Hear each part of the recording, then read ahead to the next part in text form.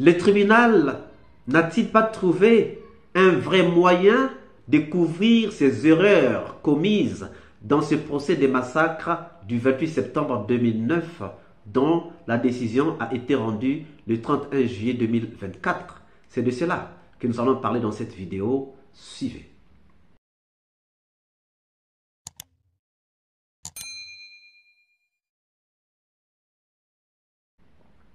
Bonjour, bonsoir, cela dépend de l'heure à laquelle vous regardez cette vidéo. Bienvenue si vous nous découvrez pour une première fois. La justice guinéenne a rendu son verdict le mercredi 31 juillet 2024 dans l'affaire des massacres du 28 septembre 2009 au stade de Conakry, après près de 2 ans donc de procès. Retour sur les temps forts et les principaux acteurs de ces événements. Nous allons commencer par les principaux acteurs de ces événements. Nous allons commencer par la décision et nous allons exploiter un point très important. Le 28 septembre 2009, des militaires de la garde présidentielle, des gendarmes, des policiers et des infiltrés en tenue civile ont fait irruption au stade éponyme où se retrouvait une population civile réunis à l'occasion d'une manifestation. Ces assaillants ont tué certains manifestants, violé d'autres, et ont continué leurs exactions les jours suivants, en procédant à des enlèvements, des séquestrations dans le camp Alpha Yaya Diallo et le camp Koundara. Ils ont pillé, torturé dans divers quartiers de Conakry des citoyens désarmés. Ces exactions ont continué pendant plusieurs jours, sans une intervention officielle, concrète et énergique des autorités en vue de les faire cesser. Les rapports médico-légaux en date du 30 septembre 2009 du professeur Hassan Ba, médecin légiste, font état de 58 morts. Le témoignage du journaliste reporter de la BBC, Amadou Diallo, fait état de 87 morts. Le témoignage du général Oumar Sano, chef d'état-major général des armées au moment des faits, établit 157 morts. Et celui du contrôleur général de la police, Valentin Abba, directeur général de la police nationale au moment des faits, mentionne 54 morts. Il en résulte nécessairement une différence entre les statistiques concernant les morts qui établit clairement l'existence de personnes disparues pour lesquelles se sont constituées certaines parties civiles, dont Ouriba Iloba, Alpha Oumar Bari et plusieurs autres.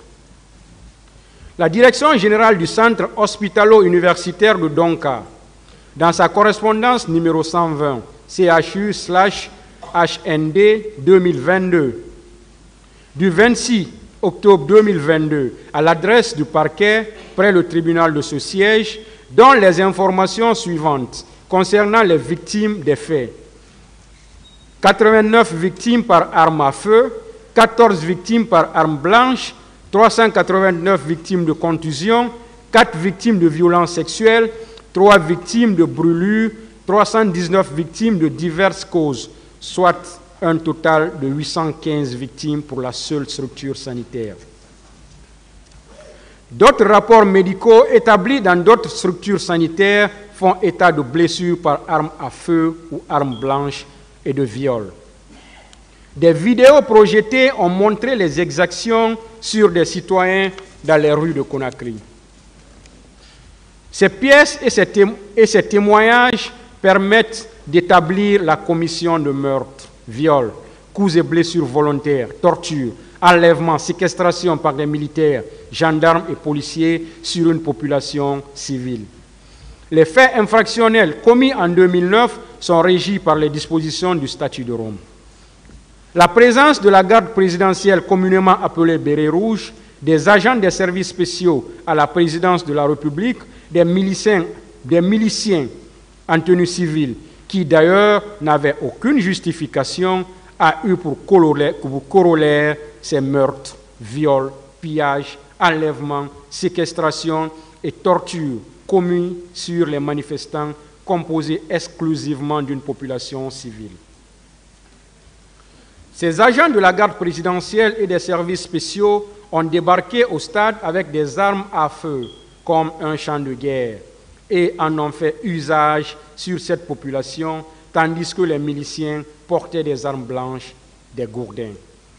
Les actions des uns et l'inaction des autres ont été menées dans une parfaite harmonie, permettant facilement la commission de ces infractions sans une opposition effective de la part de l'un quelconque de ces agents. Il s'agit là des infractions commises sous forme d'attaques généralisées et systématiques lancées contre une population civile.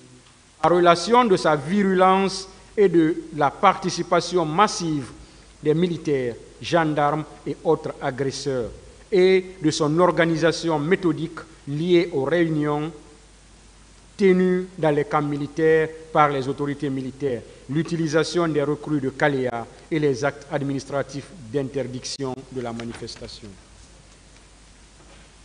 Le port d'armes est une circonstance objective qui produit les mêmes effets sur tous les membres d'un groupe. C'est une affaire qui a tenu les Guinéens en haleine pendant près de 2 ans. Non seulement les Guinéens, les Africains, les Panafricains, partout dans le monde. Qui vient donc de connaître son dénouement. Mais entre parenthèses, disons, il s'agit d'événements sanglants qui ont conduit à l'assassinat de plus de 200 et quelques personnes, selon au moins les chiffres que nous avons déjà, selon les ONG de défense des droits de l'homme et selon donc les témoignages que nous avons eus devant la barre. Au total, 12 personnes étaient poursuivies, dont Moussa Dadis Camara, le chef de la junte, mais 8 seulement ont été condamnés à des peines allant de 10 à 20 ans de prison. Dans les détails de la décision lue par le juge Ibrahima Sori de Tunkara, Moussa Dadis Camara et Moussa Tchekboro Camara écopent de 20 ans d'emprisonnement. Marcel Guilavogui lui est condamné à 18 ans d'emprisonnement. Blaise Goumou également écope de 15 ans d'emprisonnement. 11 ans pour Mamadou Aliou Keta, 10 ans pour Aboubakar Diakité Ditumba et Paul Mansa Guilavogui.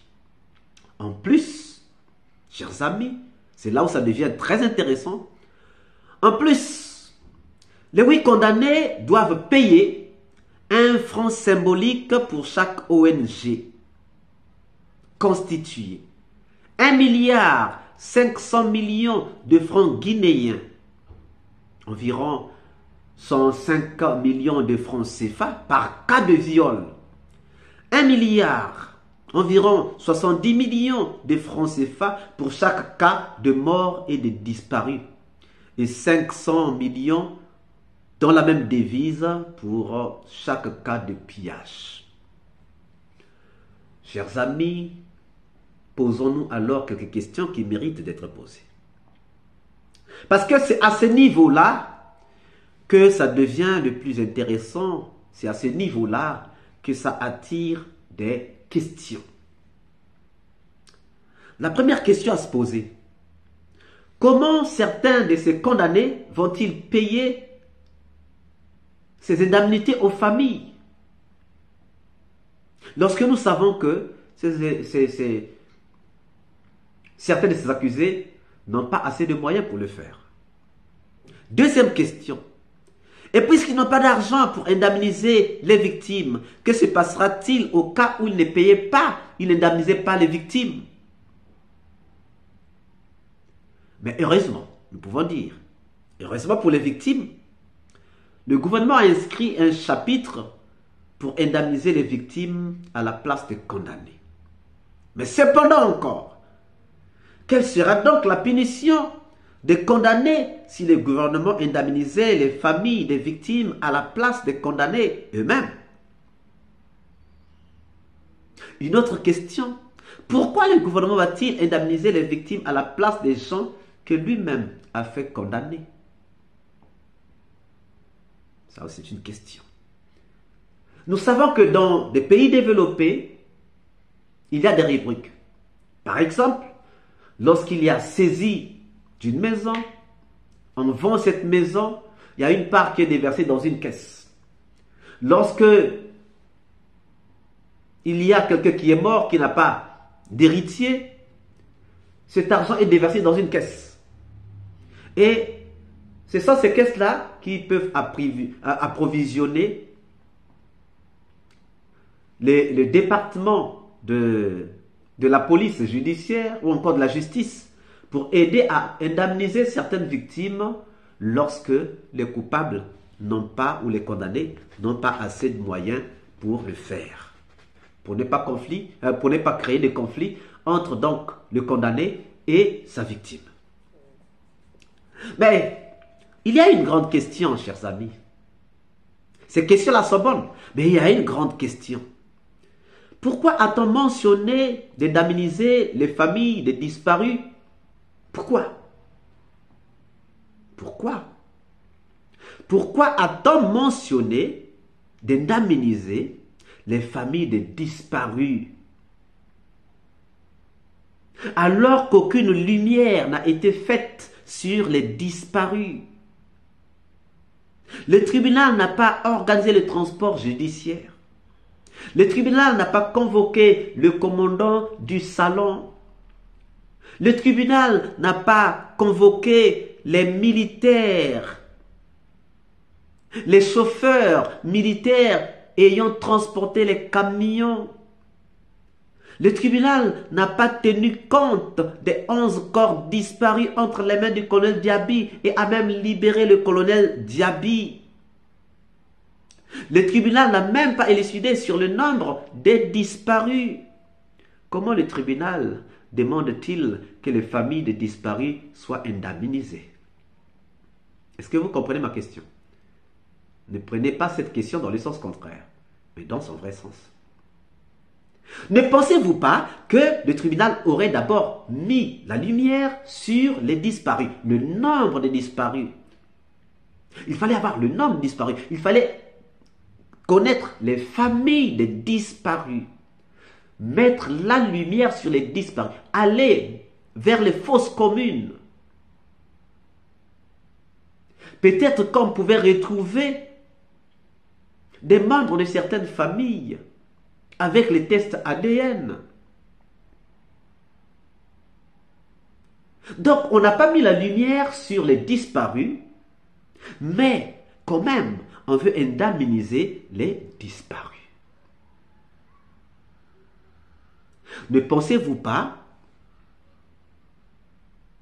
que le tribunal a décidé d'indemniser les familles des disparus pour les faire taire et couvrir donc ces erreurs commises dans le procès, à trouver la vérité sur les disparus? Ne pensez-vous pas que le tribunal, en décidant d'indemniser les parents des disparus, trouve un moyen de faire taire ces familles, dire à ces familles, ok, on vous a indemnisé, laissez-nous cette affaire-là? Le tribunal n'est-il pas en train de jouer avec le peuple, avec les victimes? Les familles ont-elles beaucoup plus besoin de la vérité ou des indemnisations? Ça aussi, c'est une question. Chers amis, en tout cas, nous, ça nous laisse perplexes. On n'est pas contre l'indemnisation, mais nous, on aurait voulu qu'on mette d'abord la lumière sur ce problème des disparus avant de parler des indemnisations des familles des disparus. Parce que ça devient comme de l'achat de conscience. Ça devient comme un moyen pour faire taire ces familles-là, pour que ces familles ne parlent plus. Ne pensez-vous pas cela? Nous attendons vos réponses dans les commentaires. Si cette vidéo vous a plu, ne manquez pas de laisser vos pouces bleus, de commenter, de partager. Si vous n'êtes pas encore abonné, c'est le moment de vous abonner et surtout de ne pas manquer d'activer la cloche de notification afin d'être averti à temps réel de toutes nos prochaines publications. Quant à moi, je vous dis à très bientôt pour une nouvelle capsule. Ciao!